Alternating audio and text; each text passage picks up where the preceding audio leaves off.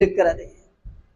அன்பு நபி ஸல்லல்லாஹு அலைஹி வஸல்லம் அவர்களுடைய ரவுதா அங்கே இருக்கிறது.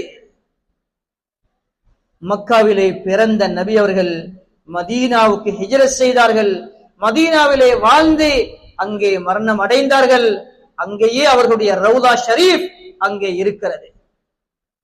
சொன்னார்கள் நபி ஸல்லல்லாஹு அலைஹி வஸல்லம், மா பைன கப்ரி வ மின்பரி ரவுதத்தும் மின் ரியாதில் ஜன்னah. என்னுடைய கபர், என்னுடைய மிம்பர், இந்த ரெண்டுக்கும் மத்தியில் இருக்கக்கூடிய அந்த இடம் இருக்கிறதே, அது சொர்க்கத்துடைய பூங்கா என்று சொன்னார்கள். மதீனா முனவ்வராவுக்கு மஸ்ஜிதுன் நபவிக்கு செல்லக்கூடியவர்கள் அந்த இடத்துக்கு சென்று 2 ரகாத் தொழுவார்கள். அங்கே தொழுவது சுன்னத்தாக இருக்கிறது. அது எந்த இடம்? அன்பு நபி அவர்களுடைய பொன்னான வாயினால் சொன்ன இடம். என்னுடைய பிம்பர், என்னுடைய கபர், இந்த ரெண்டுக்கும் மத்தியில் உள்ள இந்த இடம் இருக்கிறதே, சொர்க்கத்துடைய பூங்கா என்று சொன்னார்கள்.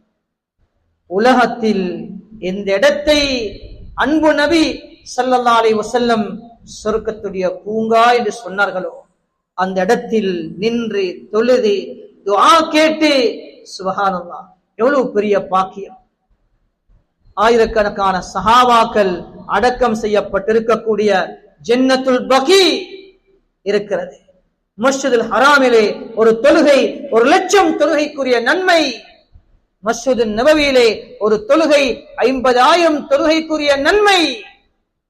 இவ்வாறான இந்த அமல்கள் எல்லாம் செய்யக்கூடிய சந்தர்ப்பம் கிடைக்கிறது என்றால் முந்தி அடிக்க வேண்டும், முனைய வேண்டும், ஆசை வைக்க வேண்டும். சொன்னார்கள் நபி ஸல்லல்லாஹு அலைஹி வஸல்லம், ஹஜ்ஜை துரிதப்படுத்துங்கள், ஹஜ்ஜை துரிதப்படுத்துங்கள், வீண் காரணங்கள் சொல்லி தாமதப்படுத்த வேண்டாம்.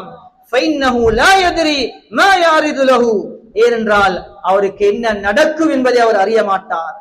இன்று இருக்கக்கூடிய வசதி அடுத்த வருடம் இல்லாமல் போகலாம். இன்று இருக்கக்கூடிய ஆரோக்கியம் அடுத்து வரக்கூடிய காலத்தில் இல்லாமலாகி நோயாளியாக மாறலாம். எனவே ஆயுளில் ஒரு விடுத்தம் என்பதால் பிற்படுத்தலாம். ஆனாலும் வசதி வந்ததன் பின்னால் நாம் அனாவசியமாக இதை பிற்படுத்தி செய்ய முடியாத நிலைக்கு ஆகிவிடக் கூடாது.